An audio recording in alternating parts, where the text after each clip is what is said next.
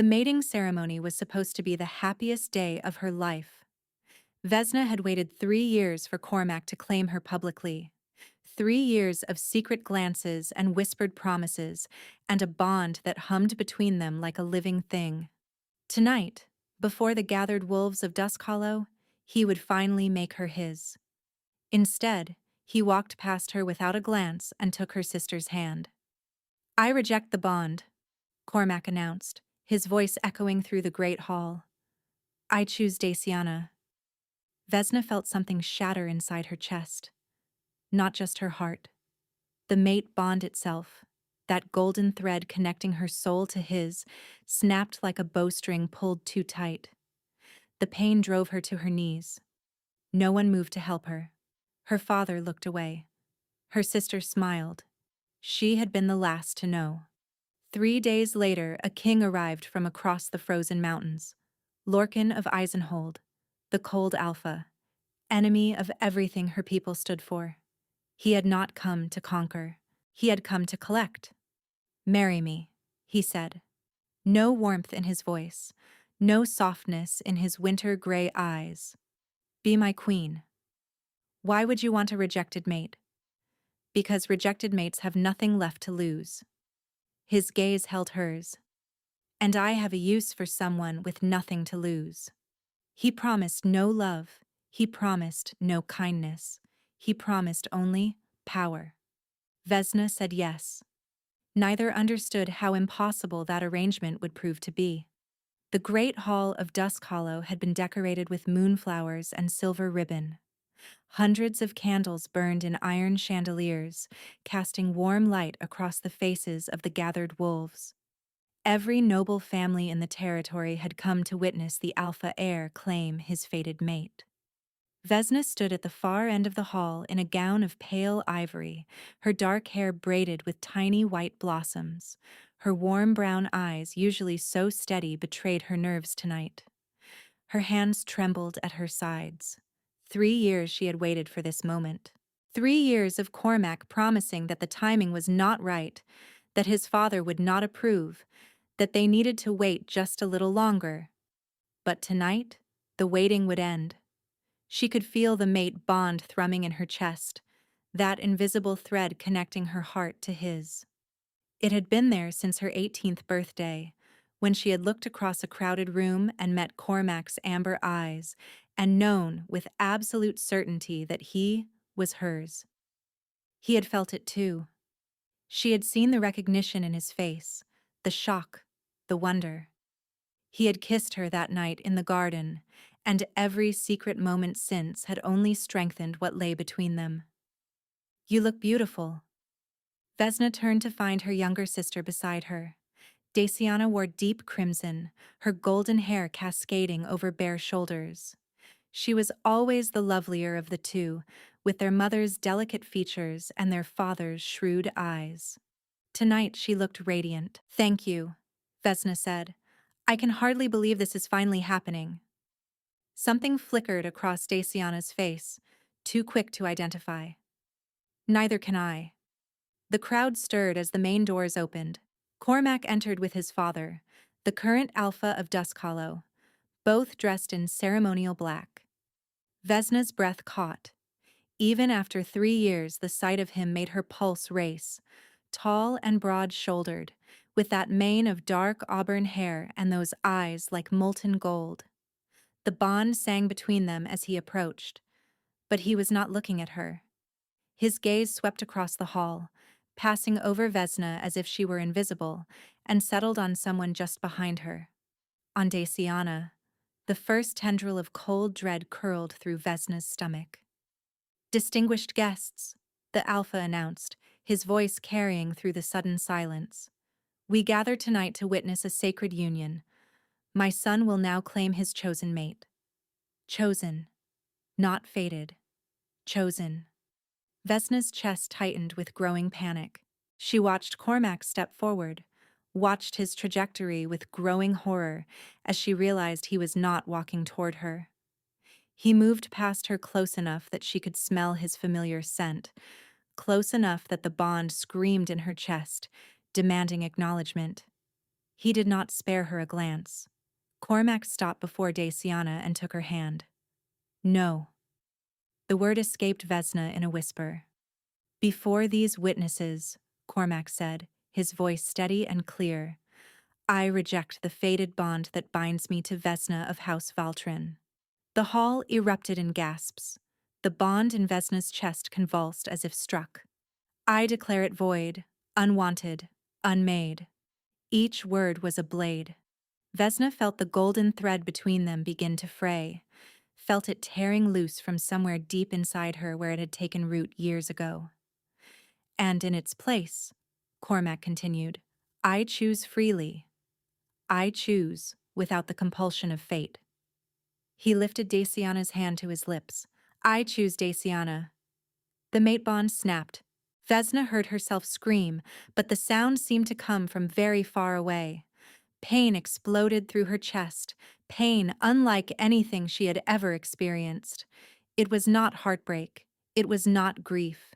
It was as if someone had reached inside her and torn out something essential, something that could never be replaced. Her knees buckled. She hit the stone floor hard, her ivory gown pooling around her like a surrender flag.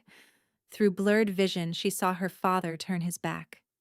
She saw her sister smile, a small, satisfied curve of lips that held no surprise at all. They had known. All of them. They had planned this. Get her out of here, someone muttered. She is making a scene. Hands gripped her arms, hauling her upright. Servants, not family. No one from her bloodline moved to help as she was half dragged, half carried from the great hall. The last thing she saw before the doors closed was Cormac pulling Daciana into his arms, his mouth finding hers in a kiss that should have been Vesna's. The doors slammed shut. The bond was gone. And Vesna understood that her life, as she had known it, was over. 3 days passed in a haze of grief and humiliation. Vesna did not leave her chambers. She could not eat, could barely sleep. The place where the mate bond had lived felt like an open wound, raw and weeping. She kept reaching for it instinctively, kept expecting to feel that warm presence in her chest, and finding only emptiness. The servants whispered outside her door. The whole territory was talking about her rejection, about how the alpha heir had looked at his fated mate and found her so lacking that he had chosen someone else entirely, about how Vesna had collapsed and screamed like a wounded animal in front of every noble family in Dusk Hollow. On the 3rd morning, her father finally summoned her. Lord Hareth Valtrin sat behind his desk, a man carved from cold stone. He did not rise when Vesna entered, did not offer comfort or explanation. He simply looked at her with the same distant disappointment he had shown her entire life. You have become an embarrassment, he said. No wolf in this territory will take you now. You are damaged goods. Vesna stood motionless. She had no tears left. However, her father straightened a stack of papers on his desk. An opportunity has presented itself. A messenger arrived this morning from Eisenhold. Vesna's hollow grief flickered with confusion. Eisenhold? They are our enemies. They were our enemies. Relations have been complicated since the border wars ended. Her father's jaw tightened. The Alpha King has requested an audience with you specifically.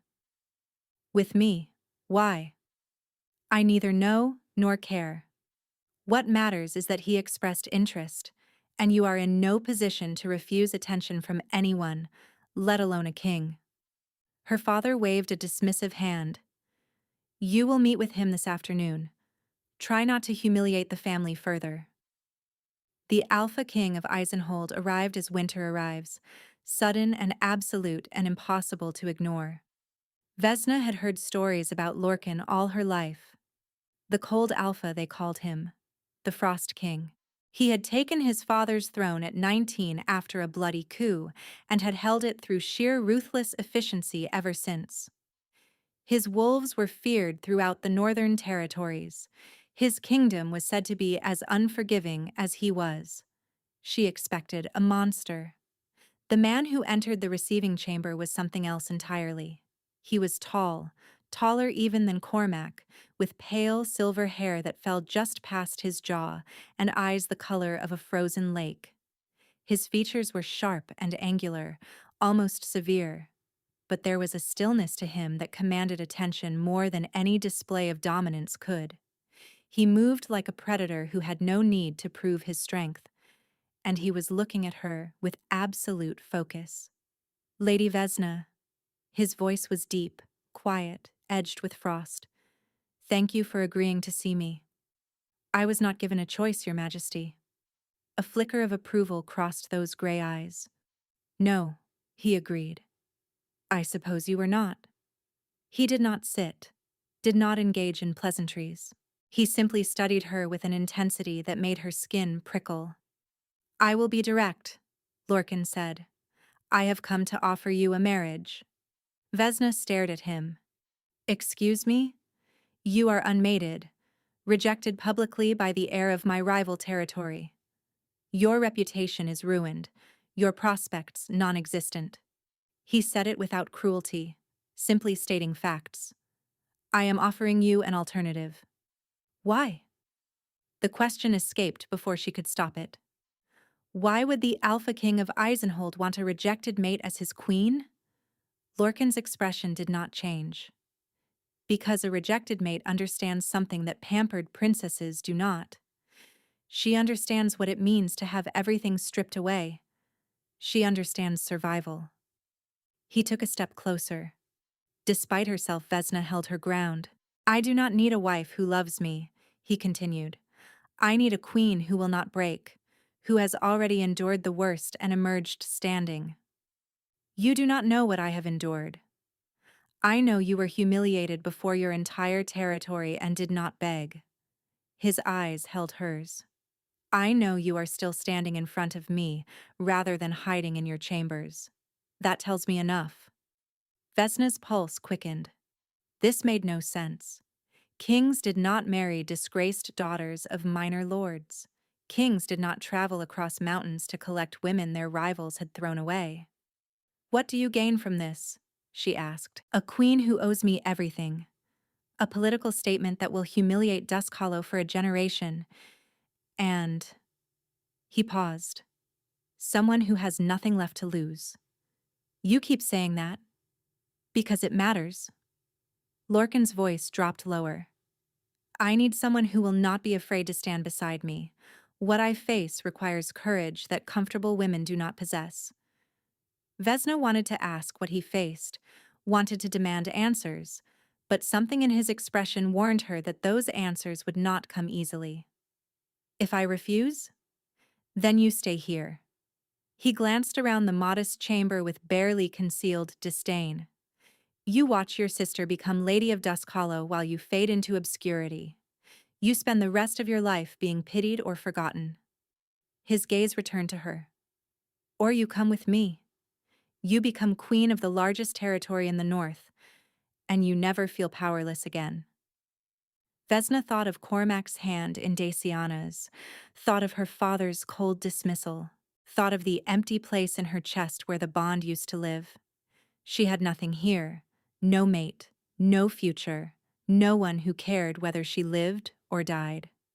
I have conditions, she heard herself say. Lorcan's eyebrow rose slightly. Name them. I will not be a puppet queen. If I am to stand beside you, I will have genuine authority. Agreed. I will not share your bed unless I choose to. A pause. Then, agreed. And you will never lie to me? Whatever you are hiding, whatever you need me for, you will tell me the truth when I ask for it. Lorcan studied her for a long moment. Something akin to respect flickered in his gaze. Agreed, he said, with one condition of my own. Which is? You will not fall in love with me. His voice was flat, final. This is an arrangement of mutual benefit. Nothing more. I will be a good husband to you. I will protect you, provide for you, and respect you. But I will not love you. And I do not want your love in return. The words should have stung. 3 days ago, they would have devastated her. But the place where her heart used to be capable of such things felt hollow now, cauterized by rejection. That, Vesna said quietly, will not be a problem. Lorcan extended his hand. Then we have an accord. Vesna took it. His grip was cold, far colder than any wolf's hand should be. She felt the chill seep into her skin, strange and unsettling. She had just agreed to marry a man she did not know, for reasons she did not understand, in a kingdom she had been raised to fear. But when she looked into those winter-gray eyes, she did not see cruelty. She saw something else. Something guarded and careful and almost desperate beneath the frost. Whatever King Lorcan of Eisenhold was hiding, she would find out. The announcement of her betrothal sent shockwaves through Dusk Hollow. Vesna stood in her father's great hall as the formal documents were signed, watching the faces of those who had turned their backs on her 3 days ago. Shock, confusion, and beneath it, the first glimmers of fear. An alliance between House Valtrin and Eisenhold changed everything. The rejected daughter they had dismissed was about to become the most powerful queen in the Northern Territories. Lord Harath's hand trembled slightly as he signed. He had not anticipated this outcome. None of them had. The wedding will take place in Eisenhold in 3 days' time, Lorcan said, his tone making clear this was not a negotiation. Lady Vesna will travel with me tomorrow. So soon? Vesna's father frowned. Surely a proper ceremony requires more preparation. I do not require a proper ceremony. I require a wife. Lorcan's gaze swept across the gathered nobles with thinly veiled contempt. Unless you have objections? No one spoke. No one dared. Then we are finished here. As the nobles filed out, whispering urgently among themselves, Vesna caught sight of a familiar figure hovering near the doorway. Daciana. Her sister's face was pale, her golden beauty dimmed by something Vesna could not quite identify. Anger? Fear? Regret? Daciana crossed the hall before Vesna could escape. You cannot be serious about this. Her sister's voice was low, urgent. He is the cold alpha, Vesna. Do you know what they say about him? I know what they said about me 3 days ago. Vesna kept her voice even. That I was worthless, damaged, unfit to be anyone's mate. Daciana flinched. That is not what I meant. No? Then what do you want, sister? Surely not to wish me well. I want to warn you. Daciana stepped closer, lowering her voice further. There are rumors about Eisenhold, about the king. They say he is cursed, that every woman who gets close to him dies. Vesna laughed, the sound hollow. Perhaps I will fit right in then. The rejected mate and the cursed king. What a pair we shall make. This is not a joke. Daciana gripped her arm. You cannot trust him. There is something wrong with him, something he is hiding. Vesna looked at her sister's hand on her arm, at the fingers that had intertwined with Cormac's, and felt nothing but cold. You are the last person in this world who should be warning me about hidden intentions. She pulled free. I know what you did. I know you planned it. All of it. You wanted Cormac, and you took him. Congratulations, sister. He is yours. Now stay out of my way. Daciana's expression flickered. For one instant, something vulnerable surfaced in her eyes, then it vanished behind that polished mask. You will regret this, she said quietly.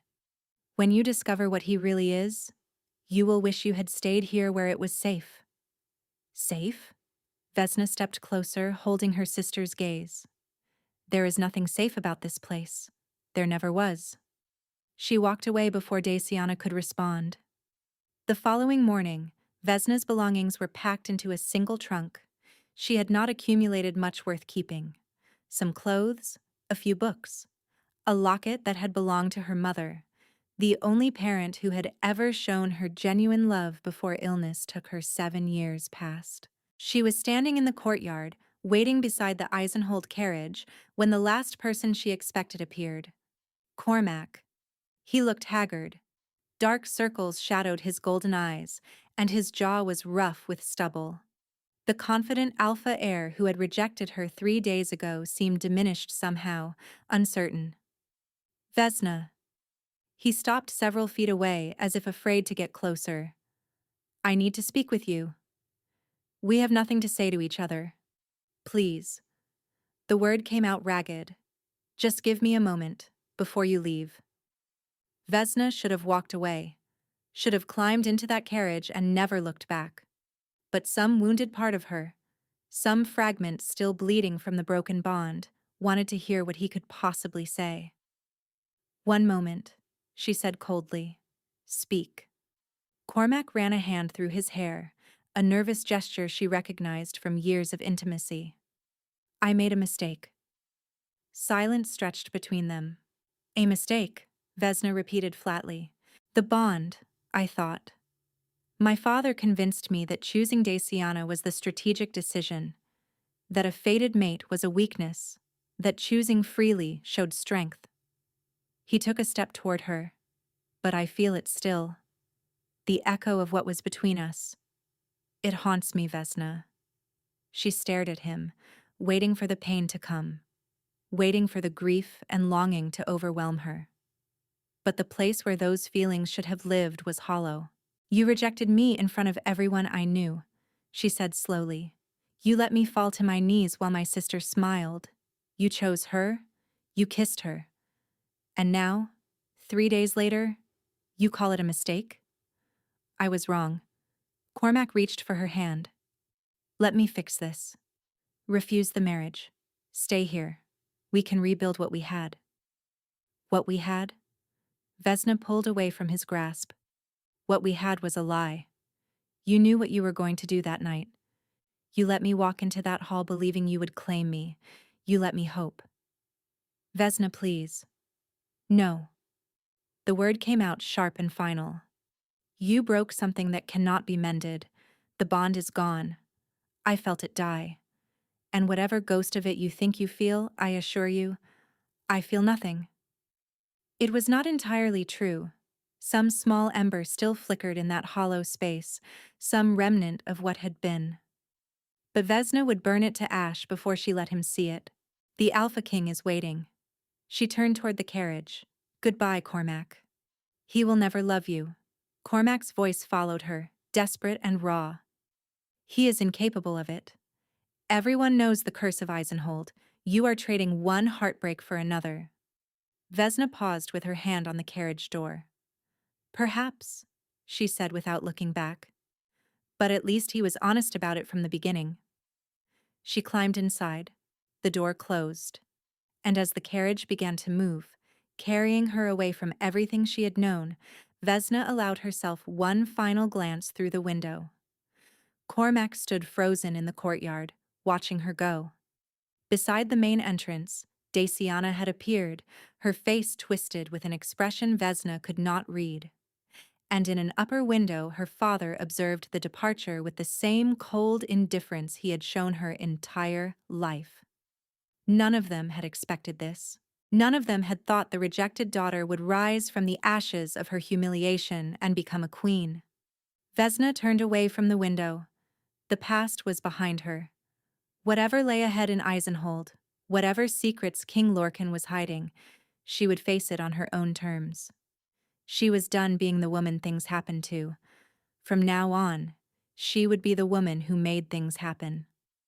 The journey to Eisenhold took 2 days through mountain passes still heavy with late spring snow. Vesna spent most of it in silence, watching the landscape transform beyond the carriage window. The green valleys of Dusk Hollow gave way to dense pine forests, then to bare rocky slopes, and finally to a world of white and gray where winter seemed to hold permanent dominion. Lorcan rode alongside the carriage rather than inside it. She caught glimpses of him through the frost-touched glass, silver hair whipping in the cold wind, his posture straight and commanding even after hours in the saddle. He never seemed to tire, never seemed to feel the biting cold that made Vesna pull her furs tighter around her shoulders. On the second evening, the carriage crested a final ridge, and Vesna saw Eisenhold for the first time. The castle rose from the mountainside like something grown rather than built, all pale stone and sharp towers that caught the dying light and held it. A frozen lake spread before it, the surface so clear and still that the castle's reflection seemed like a second fortress beneath the ice. It was beautiful in a way that stole breath.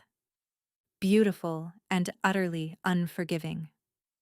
"Home," Lorcan said, appearing at the carriage window. His breath did not mist in the frigid air. "Or it will be, after tomorrow." Vesna studied the fortress that would become her prison or her palace, depending on how the next months unfolded. "It suits you." A ghost of amusement crossed his features. "Most people find it forbidding. Most people have not spent their lives in places where the warmth was a lie." She met his gray eyes. Cold that announces itself is easier to bear than cold that hides behind smiles. Lorcan regarded her for a long moment. Then he inclined his head slightly and rode ahead to announce their arrival. The wedding took place at sunset the following day.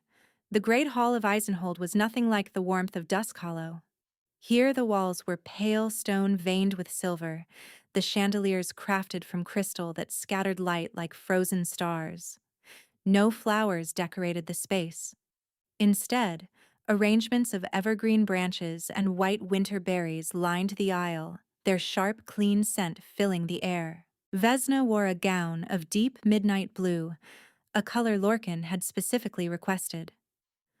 "White is for innocent brides," he had said when she questioned it. "Blue is for queens who know their own minds." The guests who filled the hall were strangers to her. Northern wolves with pale coloring and sharp features, their expressions guarded as they watched their king's unexpected bride approach the altar. Vesna felt their assessment like fingers pressing against her skin, searching for weaknesses. She kept her spine straight and her eyes forward. Lorcan waited at the altar in formal black, the silver circlet of his station resting on his pale hair. In the crystalline light, he looked like something from an old legend, the winter king of stories mothers told to frighten children into obedience. But when Vesna reached him and placed her hand in his, she saw something behind those frozen eyes, something almost like relief. "You came," he said, low enough that only she could hear. "Did you expect me to flee?" "I expected nothing. Hope is a luxury I abandoned long ago." Before she could respond, the officiant began the ceremony. The words washed over Vesna in a blur of ancient vows and formal declarations. She repeated what she was told to repeat, promised what she was told to promise. But through it all, she was acutely aware of Lorcan's hand holding hers. Cold. So impossibly cold. The chill seeped through her skin and into her bones, strange and unsettling. "Do you, Lorcan of House Greymore, Alpha King of Eisenhold, take this woman as your mate, your queen, your partner in all things?" "I do." His voice carried through the hall without wavering.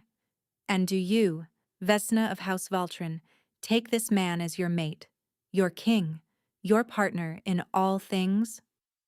Vesna looked at the stranger she was binding herself to. This cold king with his secrets and his warnings.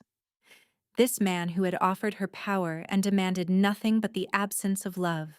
"I do." "Then by the ancient rites and the blessing of the moon, I pronounce you bound. You may seal the union." The hall went silent, waiting. Vesna expected him to kiss her. It was tradition. It was expected. Instead, Lorcan lifted her hand and pressed his cold lips to her knuckles, lingering there for a long moment before releasing her.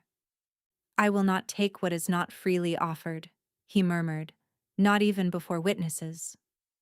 The gesture was so unexpected, so contrary to everything she had been taught about Alpha Kings and their demands that Vesna found herself speechless. Whispers rippled through the crowd, confusion, curiosity. The new queen had not been kissed at her own wedding. What did it mean? Lorcan ignored them all. He tucked Vesna's hand into the crook of his arm and turned to face his people. "I present to you Vesna of Eisenhold," he announced, "your queen." The applause that followed was restrained, uncertain. These wolves did not know what to make of her. Did not know what to make of a king who chose a rejected mate from an enemy territory, and then refused to claim her properly before the court. But Vesna barely heard them. She was still feeling the ghost of Lorcan's cold lips against her skin, still processing the careful respect in a gesture that could so easily have been a demand. He had promised not to love her. He had not promised to be unkind. As they walked together from the altar, husband and wife, king and queen, Vesna realized that she had no idea what to expect from this man. Every assumption she had made about him was crumbling. And that, perhaps, was the most dangerous thing of all. The queen's chambers were larger than any room Vesna had ever occupied. A massive canopied bed dominated one wall, draped in fabrics of deep blue and silver. A fireplace tall enough to stand in crackled with flames that did little to chase away the persistent chill. Through tall windows she could see the frozen lake far below, glittering under a sky full of stars. The servants had unpacked her meager belongings and vanished with quiet efficiency. Now Vesna sat at the edge of the bed, her wedding gown still heavy around her, waiting. They had not discussed this part. The wedding night. What would be expected? What would be demanded? Lorcan had agreed to her condition about not sharing his bed unless she chose to. But he was a king, and she was now his queen, and the production of heirs was not merely personal, but political. A knock at the connecting door made her breath catch. "Enter," she called, pleased that her voice remained steady. Lorcan stepped through, having changed from his formal attire into simpler clothing. A white shirt unlaced at the throat, dark trousers, and bare feet. The informality of it startled her. In this state, he looked less like a legend and more like a man. A man with questions in his winter-gray eyes. "I wanted to ensure you had everything you needed," he said, remaining near the doorway. "The servants can be overly formal with newcomers." "Everything is fine, more than fine." Vesna gestured at the opulent chamber. "This room alone is larger than the entire suite I occupied in Dusk Hollow." Lorcan nodded but made no move to leave. The silence stretched between them, filled with unasked questions. "We should discuss expectations," Vesna finally said, "for tonight." "There are no expectations." His voice was quiet. "I meant what I said about not taking what is not offered."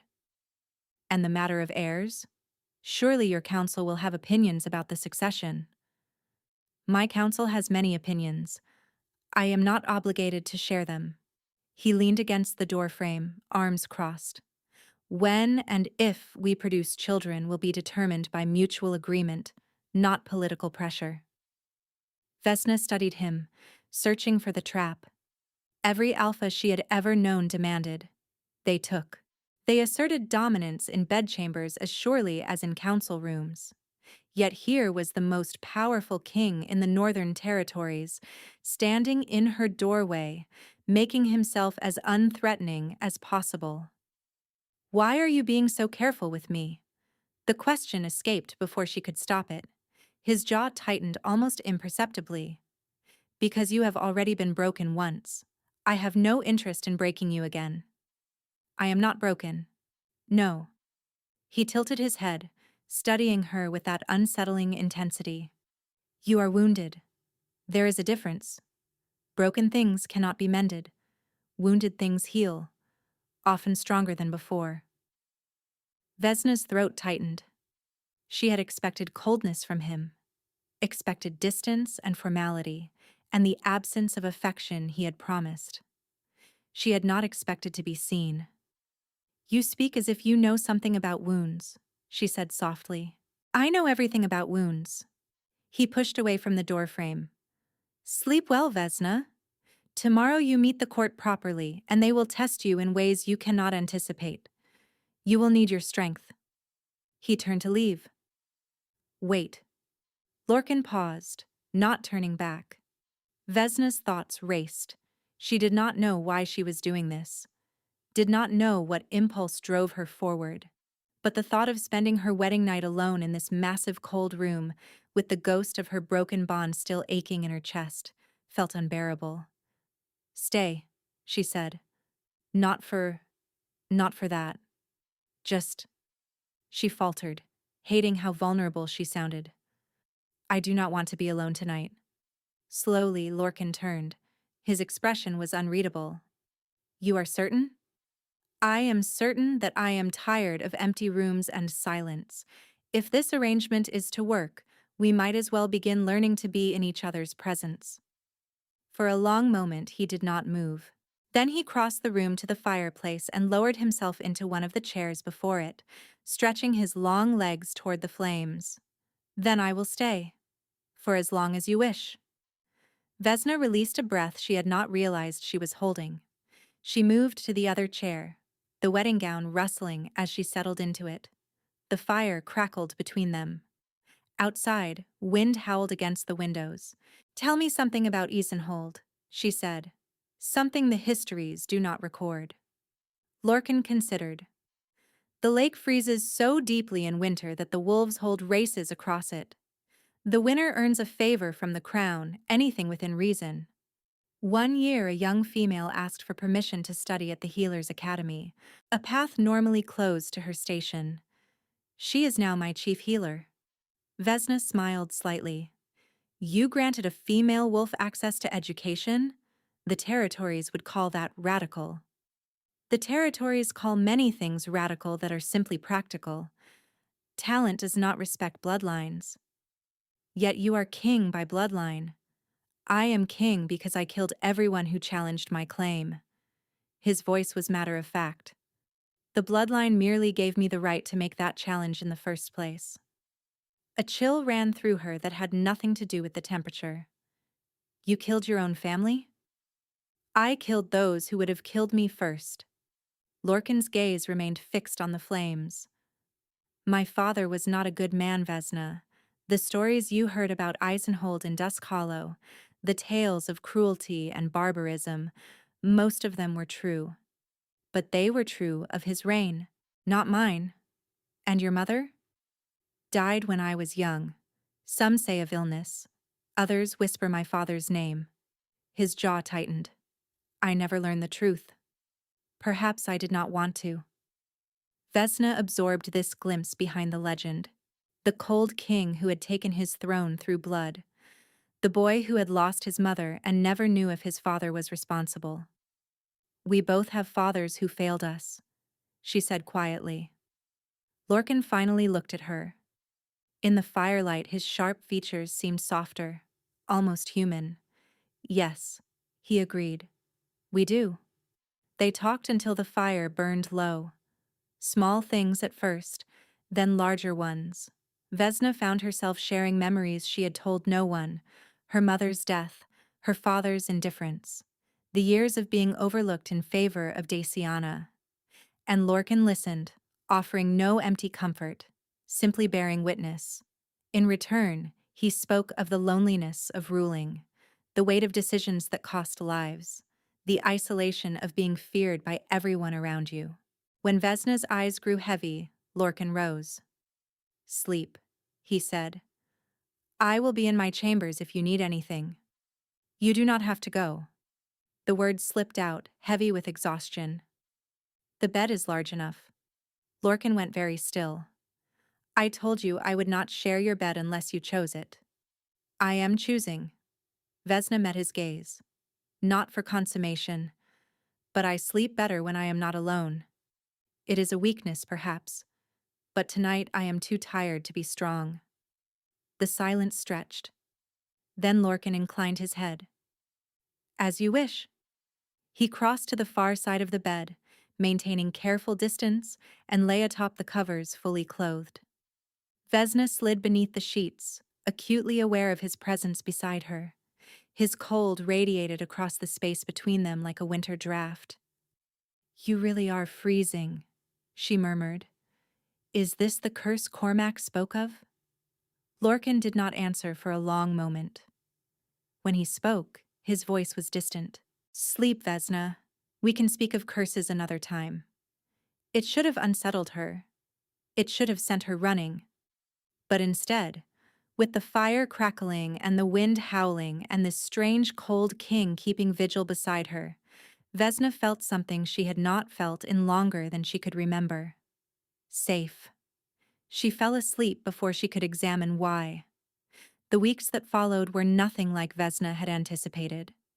She had expected coldness, formality, the polite distance of a political arrangement.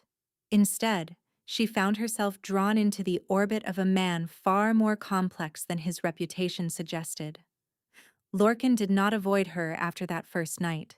He began appearing at her door each morning to escort her to breakfast, a courtesy no one expected from a king. He sat beside her in council meetings, asking her opinion on matters of trade and territory, in full view of advisors who clearly disapproved. When ambassadors from neighboring kingdoms arrived, he introduced her not as a decorative queen, but as a partner in his rule. "You are giving them ideas," his chief advisor muttered after one such meeting. "A queen who speaks in council, it will spread to other territories." "Good," Lorcan said calmly. "Perhaps they will learn something." Vesna watched these moments with growing confusion. Everything she had been taught about alpha kings, about dominance and submission, and the proper place of mates, crumbled a little more with each passing day. But it was the nights that undid her completely. Lorcan had not returned to her chambers after that first evening. He maintained the distance he had promised, sleeping in his own rooms on the other side of the connecting door. But Vesna found herself lying awake each night, listening for sounds of movement beyond that door, wondering what he was doing in the darkness. On the fifth night, she could bear it no longer. She crossed to the connecting door and knocked softly. Silence, then footsteps, and the door swung open. Lorcan stood there in the low lamplight, his silver hair loose around his shoulders, dark circles shadowing his eyes. He looked exhausted. He looked haunted. "Is something wrong?" His voice was rough with fatigue. "I could ask you the same." Vesna studied the hollows beneath his cheekbones, more pronounced than they had been days ago. "When did you last sleep?" "Sleep is not always possible for me." "Why?" He did not answer. He simply stepped aside, a silent invitation. Vesna entered his chambers for the first time. Where her rooms were elegant and formal, his were sparse. A bed with plain coverings, a desk overflowing with documents, a single chair by a fireplace where the flames burned low, and cold. The room was colder than hers, despite the fire. The chill seeped through her nightgown and raised bumps along her arms. "How do you bear it?" she asked, wrapping her arms around herself. "The cold. It is coming from you, is it not? I feel it when I stand close. I felt it on our wedding night." Lorcan moved past her to stoke the fire, though they both knew it would not help. "It has been this way since I was 19, he said quietly.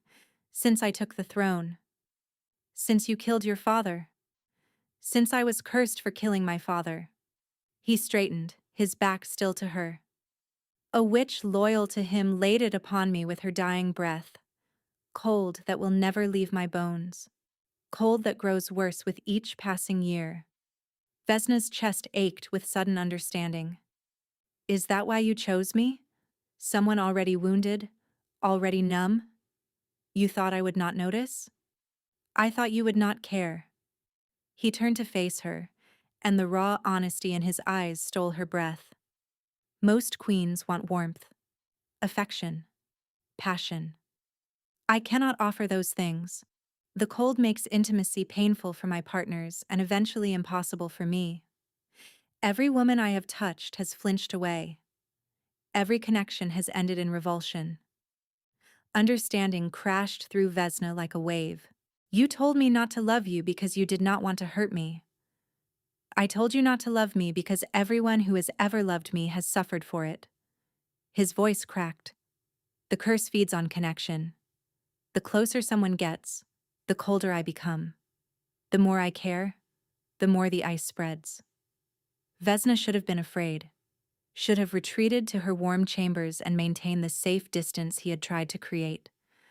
But instead, she thought of his lips pressed to her knuckles at their wedding, gentle despite the cold.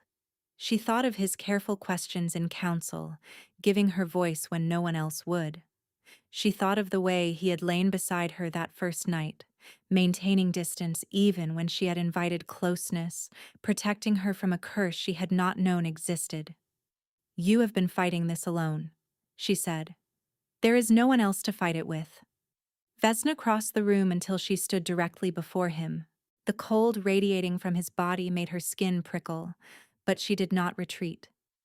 She lifted her hand and pressed her palm against his chest over his heart. The chill was sharp enough to ache, but beneath it, she felt the steady rhythm of his heartbeat. "You are not alone anymore," she said.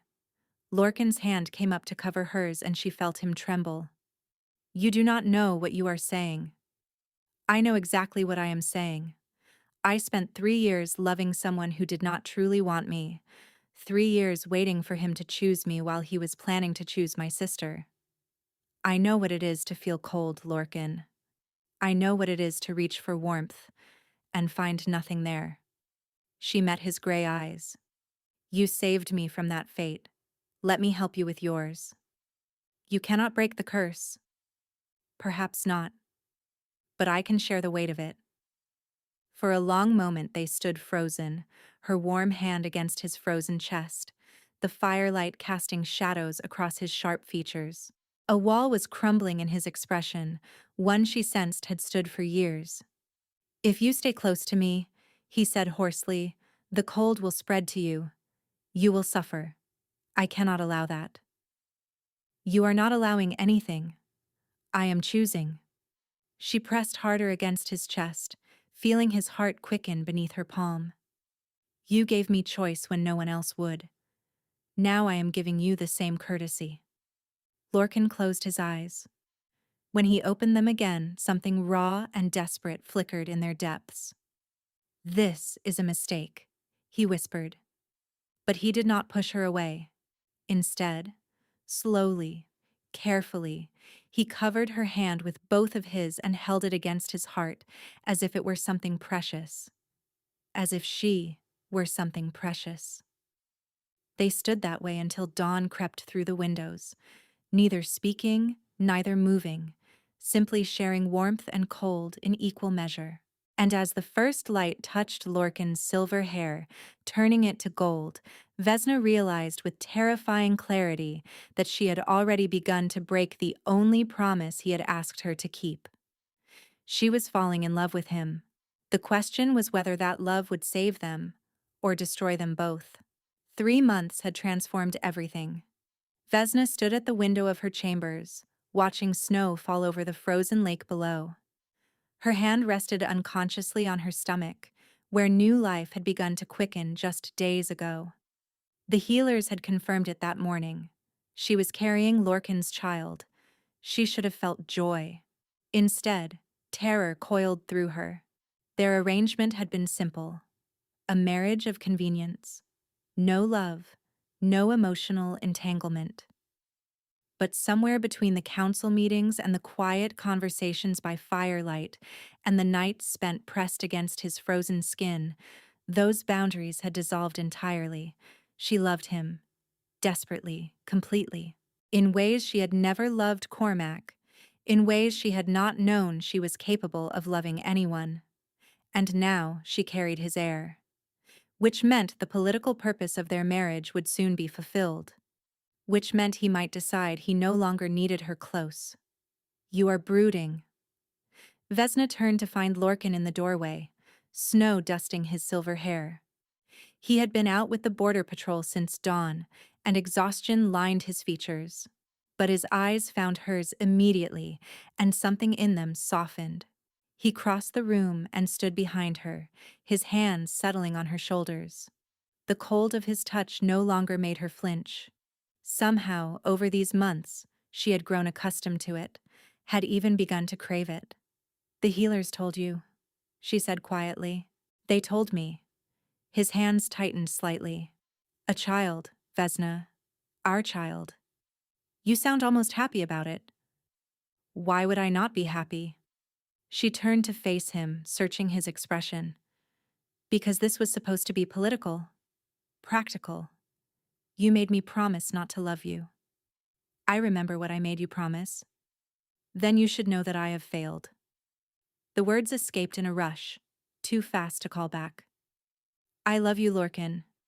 I have loved you for weeks, perhaps longer. I know it was not part of our arrangement. I know you do not want it. But I cannot keep pretending otherwise. Lorcan went very still. The temperature in the room dropped several degrees. Vesna, he said carefully. You do not understand what you are saying. I understand perfectly. I am saying that I love you, that watching you ride away each morning makes me ache, that falling asleep beside you is the only peace I have known in years, that the thought of you pulling away from me now when I am carrying your child is unbearable. Tears burned her eyes. I know you cannot love me back. I know the curse makes it impossible. But I needed you to know the truth before I went mad from hiding it. The silence that followed was absolute. Lorcan stared at her with an expression she could not read. Pain, yes, but something else beneath it. Something that looked terrifyingly like hope. You were supposed to be safe, he said hoarsely. That is why I chose you. A woman already wounded. A woman who had learned not to love. I thought if I could not inspire affection, the curse would have no hold. The curse responds to your love, not mine. Yes. He closed his eyes. It responds to mine. Vesna's heart stopped. Lorcan, what are you saying? I am saying that I have been fighting this since our wedding night. His voice cracked. I am saying that every moment I spend with you makes the cold worse because every moment I spend with you makes me care more. I am saying that I have tried to keep my distance, tried to protect us both, and I have failed entirely. He opened his eyes, and the raw anguish in them stole her breath. I love you, Vesna. I have loved you since you stood in your father's hall and told me you would not be a puppet queen. I have loved you since you held your hand against my frozen heart and told me I was not alone.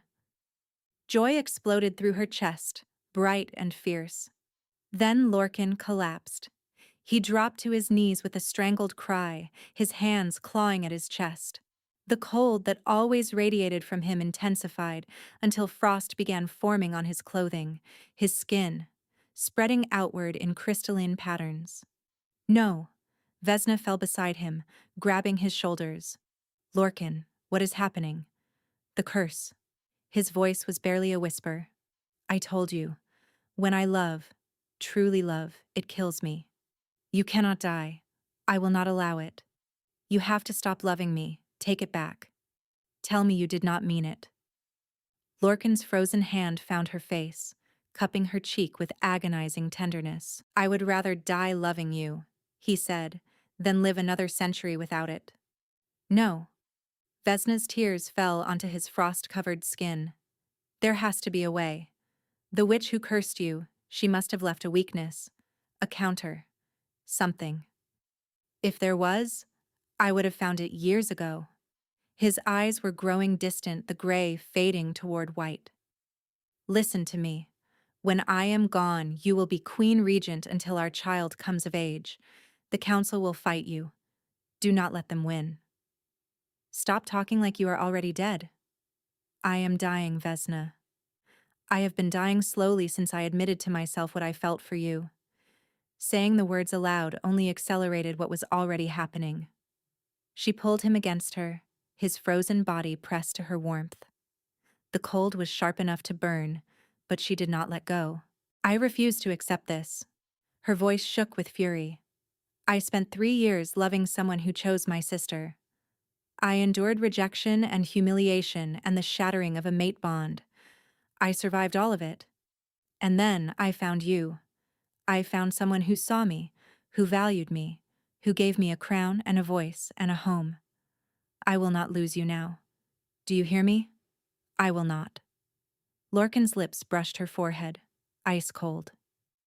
Then find a way, he whispered. Because I cannot. His eyes closed. His body went limp. And the frost continued spreading, creeping across his chest, up his throat toward his face. Vesna held him and screamed for help. But as the guards burst through the door, as the healers rushed in with their herbs and their magic, as chaos erupted around her, only one thought crystallized in her mind. She would find a way, or she would burn the world down trying. Vesna did not sleep for 3 days. She sent messengers to every corner of the northern territories, summoning healers and hedge witches, and anyone who claimed knowledge of curses. She pored through the Eisenhold archives, reading accounts of Lorcan's father and the witch who had served him. She sat at Lorcan's bedside for hours, holding his frozen hand, watching the frost slowly encase his body like a tomb. The healers said he had perhaps a week before the ice reached his heart completely. Perhaps less. On the 4th day, hope arrived from an unexpected source. There is a witch in the borderlands, said Marin, the chief healer who had once won a racing favor from Lorcan. Old as the mountains themselves, they say she knows secrets that died with the ancients. Send for her. She does not come when summoned. You would have to go to her. Vesna was on horseback within the hour. The journey took a day and a half through treacherous mountain passes. By the time Vesna reached the witch's cave, she was half frozen and desperate. The woman who emerged from the shadows was small and bent, with eyes the color of storm clouds and hands gnarled like ancient roots. She studied Vesna for a long moment before speaking. The Queen of Eisenhold. I wondered when you would come. You knew I would seek you out? I knew the curse would eventually bring someone to my door. The witch gestured for Vesna to enter. I am Nesta. I taught the witch who cursed your king, long before she chose the path of vengeance. Vesna's heart lurched. Then you know how to break it. I know the curse was designed to be unbreakable. It binds to the bloodline, activating when true love is confessed. No external force can shatter it. Nesta paused, her storm cloud eyes gleaming. But there is one thing the curse did not anticipate. What? You. The witch led Vesna deeper into the cave, to a chamber lit by candles that burned with blue flame. Strange symbols covered the walls. The air itself seemed to hum with power. Tell me about your mother, Nesta said. Vesna blinked. My mother died when I was 12. She was kind, gentle. She had little magic that I ever saw. Little magic that you saw. The witch smiled knowingly. Your mother was of the Fenrath line, descendants of fire wolves, their blood carrying heat that can melt any ice. That is impossible. I have no fire magic. I have never even shifted properly. Because it was bound. Nesta's voice sharpened. Tell me, child, did anything unusual happen when your mate bond with the dusk hollow air snapped?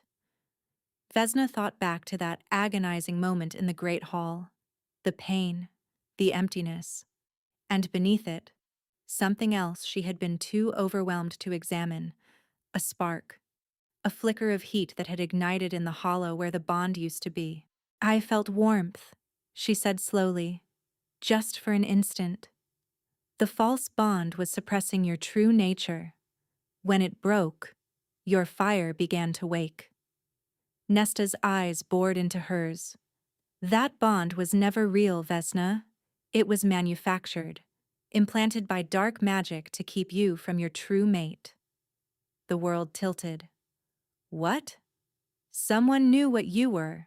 Someone knew that if you found your true mate, your fire would awaken and become a threat to their plans. So they bound you to another, a wolf weak enough to be manipulated, and ensured you would never discover your power. Vesna's mind raced. The mate bond with Cormac had felt real. She had suffered when it broke, but even as she thought it, fragments of memory surfaced. The bond had never felt quite like the stories described. She had loved Cormac, yes, but there had always been a strange distance to it, a wall she could never breach. Who would do this? She demanded. Someone who feared what you might become. Someone close enough to arrange it without suspicion. The answer crystallized with horrible clarity. Daciana. Nesta nodded slowly. Your sister has more magic than she pretends. Dark magic, learned from sources best left unnamed. She recognized your potential before you were old enough to understand it yourself. She stole Cormac to hurt me. She created the bond with Cormac to control you. Stealing him was simply the final move, ensuring the false bond would break and leave you too devastated to question what lay beneath. The witch leaned closer, but she did not anticipate that you would find your true mate. She did not anticipate Lorcan. Vesna's hands trembled. Lorcan is my true mate? Why do you think his cold does not harm you? Why do you think your presence slows the curse's progression? Your fire calls to his ice. You are two halves of a whole, separated by machinations neither of you understood. Tears spilled down Vesna's cheeks. All those years of waiting for Cormac, of believing he was her destiny. All a lie. Her real destiny had been waiting across the frozen mountains, a cold king who needed the fire she did not know she possessed. How do I save him? Nesta pressed something into her hand, a small crystal vial filled with liquid that glowed like captured sunlight. This will not break the curse. Only you can do that. But it will lower your barriers long enough for your fire to emerge. The witch gripped her wrist. Be warned. If you use this, there is no going back. Your power will awaken fully. You will never be ordinary again. Vesna closed her fingers around the vial. I was never ordinary to begin with. The ride back to Eisenhold nearly killed her. Vesna pushed her horse beyond its limits, driven by terror and fury and a desperate hope she barely dared to trust. By the time the castle gates came into view, the animal was frothing, and Vesna could barely stay upright in the saddle. But she was not alone. A second rider waited in the courtyard, a familiar figure with auburn hair and golden eyes dimmed by exhaustion and shame. Cormac. What are you doing here? Vesna demanded, sliding from her horse. I came to warn you. His voice was hoarse. Daciana, she's coming. She knows about the witch you sought. She's planning to finish what the curse started while you're away. And why would you warn me? Why would you help the woman you rejected? Cormac flinched. Because I finally understand what she did to me. To us. He met her eyes and she saw genuine anguish there. I found her grimoire hidden beneath our chambers. The spells she used on both of us. They were all documented. The bond we shared was never real, Vesna. She planted it. Used blood magic to make me believe you were my mate, then broke it herself when she was ready to take my place. I did not know. I swear to you, I did not know. Vesna should have felt vindicated, should have felt rage. Instead, she felt only urgency. Where is she now? In the castle. She arrived an hour ago, claiming to bring condolences from Dusk Hollow. His jaw tightened. She's in the king's chambers. Vesna ran. The corridors blurred past. Servants shouted questions she did not stop to answer. She took the stairs 3 at a time, her pulse racing, and the vial clutched tight in her hand. She burst through the doors of Lorcan's chambers to find Daciana standing over the bed, one hand pressed against Lorcan's frozen chest. Dark energy crackled around her fingers. Step away from him! Daciana turned, her beautiful face twisted with malice. Sister, you returned too late. In moments, the curse will take him completely, and you will have nothing. Again. I know what you did. Vesna's voice shook with fury. The false bond, the years of manipulation, all to keep me from discovering what I am. What you are is dangerous. Daciana's eyes blazed. Do you know what the fire wolves became? They burned kingdoms, destroyed empires. Our mother's line was supposed to end with her. I made certain of that. You tried. You failed. Vesna uncorked the vial and drank. The effect was immediate. Heat exploded through her veins like liquid sunlight. She felt something ancient stirring in her blood, something that had been caged her entire life, finally breaking free. Her vision sharpened, her skin flushed. When she looked at her hands, faint flames danced along her fingertips. Daciana stumbled backward. No, that's impossible. I bound you. Your bindings are ash. Vesna's voice resonated with power she had never known she possessed. And so will you be, if you do not leave. Now. Fear flickered in her sister's eyes. Real fear. The kind of terror Daciana had spent years inflicting on others. She fled. Vesna did not pursue. There would be time for justice later. Now there was only Lorcan, frozen and still, his breath coming in shallow gasps as the ice crept toward his heart. She climbed onto the bed and lay against him, wrapping her arms around his frozen body. The cold was shocking, even through the fire now blazing in her blood. But she did not let go. I am here, she whispered against his ear. I know the truth now. You are my true mate. Not Cormac. You. It was always supposed to be you. She pressed her palm against his chest, directly over his heart, and let the fire pour through her. The flames did not burn. They glowed, golden and warm, sinking into Lorcan's frozen skin. Wherever her fire touched, the ice began to melt. Water ran in rivulets across his chest, soaking the sheets. Steam rose around them in clouds. Vesna poured everything she had into him. Every moment of love, every ounce of heat, every fragment of the power her sister had tried so hard to suppress. Come back to me, she pleaded. I need you to come back. Our child needs a father. Your kingdom needs a king. I cannot do this alone. For an agonizing moment, nothing happened. Then Lorcan drew a deep, shuddering breath. His eyes opened, gray as winter storms but clear, so wonderfully clear. He looked at her with confusion, then wonder, then overwhelming relief. Vesna. Her name was a ragged whisper. You're burning. She laughed through her tears. I know. Apparently, I have been my entire life. I just needed someone cold enough to notice.